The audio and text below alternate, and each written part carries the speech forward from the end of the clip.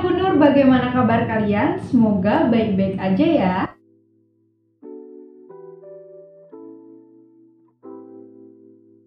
Jadi di video kali ini aku bakal gibahin masalah duit.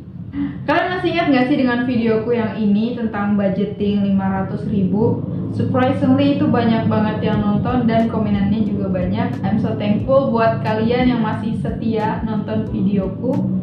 Nah, dari banyaknya komen yang udah aku baca, dari situ aku ngambil kesimpulan bahwa masih ada beberapa viewers yang kebingungan atau mungkin heran gimana bisa uang 500.000 yang kalau kita anggap itu pas-pasan bisa memenuhi kebutuhan sehari-hari. So, di video kali ini aku bakal ngelurusin dan juga ngasih tips gimana caranya agar bisa berhemat.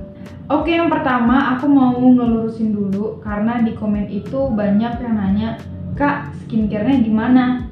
Berasnya gimana, Kak?" So, untuk beras sendiri itu udah masuk ke dalam grocery yang mana notabene merupakan kebutuhan sehari-hari. Nah, untuk beras sendiri biasanya aku beli yang karungan 5 kilo dan itu nggak habis dalam sebulan karena aku makannya nggak banyak, bukan berarti aku mau hemat-hemat beras, bukan, tapi karena aku makannya nggak banyak jadi sebulan itu nggak habis.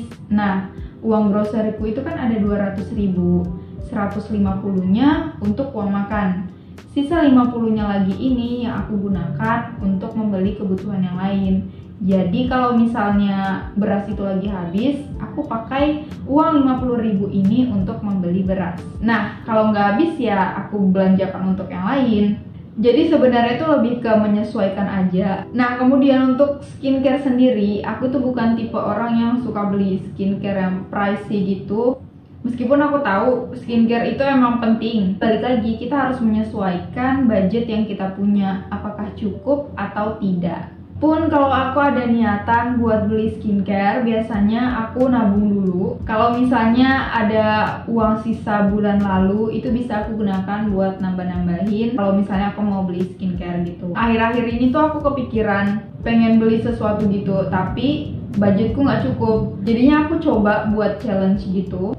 Uang yang biasanya aku pakai buat jajan bakal aku tabung dan nantinya akan aku alokasikan untuk beli barang tersebut. Jadi untuk skincare sendiri aku nggak masukin ke dalam budgeting, tapi lebih ke special expense gitu. Jadi kalau aku mau beli aku harus nabung. Cuma ada suatu ketika di budgeting bulan Oktober kalau nggak salah, itu untuk facial foam aku masukin ke dalam grocery. Ya balik lagi sih, menyesuaikan aja. Kalau misalnya cukup kita bisa pakai uang itu, tapi kalau nggak cukup biasanya aku nabung dulu buat beli skincare tersebut. Nah, selanjutnya untuk tips gimana caranya biar bisa berhemat. Tips yang pertama itu adalah komitmen dan juga konsisten. Kalau kita udah niat pengen berhemat, kita juga harus punya komitmen pada diri sendiri. Ibaratnya itu kayak, oh aku mau berhemat nih, otomatis aku harus tahu apa konsekuensinya kalau aku berhemat. Harus bisa mengontrol diri biar nggak berlebihan dalam mengeluarkan uang dan juga harus bisa bertanggung jawab. Jangan sampai kita tuh udah niat mau berhemat, tapi kalau diajakin temen nongki ayo, diajakin makan bareng juga ayo, belanja di e-commerce nggak nanggung-nanggung, ujung-ujungnya nggak jadi hemat malah boros. Dan jujur komitmen ini merupakan hal yang cukup sulit. Aku pribadi juga kadang suka lupa dengan komitmen kepada diri sendiri. Tapi ya balik lagi, kita harus tetap belajar untuk bertanggung jawab. Kemudian ada konsisten. Kalau kata Om James Clear dalam buku Atomic Habit, kebiasaan baik yang dilakukan 1% setiap harinya, maka akan ada kemajuan sebesar 37% per tahun.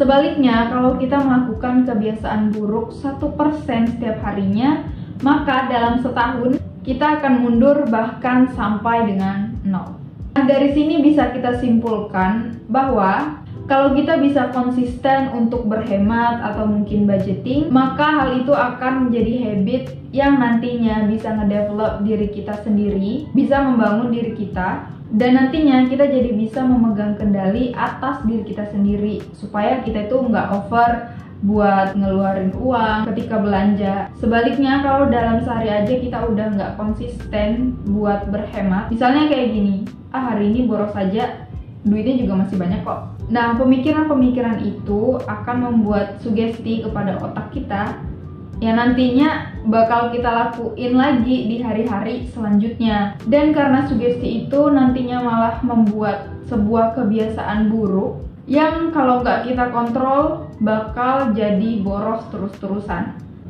Tips yang kedua adalah buat skala prioritas. Nentuin prioritas itu nggak kalah penting, karena kalau kita nggak tahu uang kita ini mau diprioritaskan buat apa, kemana, itu tuh ibaratnya kayak kalau kita pergi ke swalayan tanpa tujuan mau beli apa, ujung-ujungnya hal yang sebenarnya kita nggak butuhin bakal kebeli juga. Misalnya kayak seharusnya kita ini beli beras, malah nyangkut cemilan, malah nyangkut mie. Alhasil kita harus mengeluarkan uang lebih untuk membayar barang-barang tersebut. Sama halnya dengan prioritas. Kalau kita nggak nentuin prioritas keuangan kita, nantinya bakal banyak kebutuhan yang nggak terpenuhi dan malah salah sasaran. Karena tadi, harusnya kita beli ini, malah kebeli yang lain. Harusnya kita bayar buku kuliah, malah kebeli outfit. Jadinya malah ngebebanin pikiran. Tips yang ketiga ada gunakan opportunity cost atau biaya peluang. Simpelnya konsep biaya peluang ini digunakan agar kita bisa mengetahui mana hal yang lebih menguntungkan. Contohnya gini nih, misalnya kita bandingkan, kalau makan di luar sekali makan itu 15.000. Dalam sehari 3 kali berarti 45.000. Bandingkan dengan kalau kita masak sendiri yang dengan uang 20.000 kita bisa mendapatkan sayur yang banyak, lauk pauk yang banyak, dan bisa lebih higienis. Otomatis lebih menguntungkan yang masak sendiri. Nah, seperti itu konsep dari biaya peluang. Jadi dengan biaya peluang ini kita bisa tahu mana nih hal yang lebih menguntungkan. Otomatis kita harus ngambil yang lebih untung, ya kan? Nah, itu dia sedikit tips dari aku buat kalian yang mau mulai berhemat. Semoga video ini bisa cukup membantu kalian, karena aku bakal seneng banget kalau misalnya video-videoku itu bisa bermanfaat buat kalian. Jadi kalian ngehabisin waktu buat nonton videoku itu nggak sia-sia, karena kalian bisa mendapatkan ilmu atau pelajaran dari video tersebut. Oke, setelah ini akan ada beberapa video yang mungkin kalian suka. Jangan lupa ditonton dan semoga bermanfaat. Thank you and bye-bye!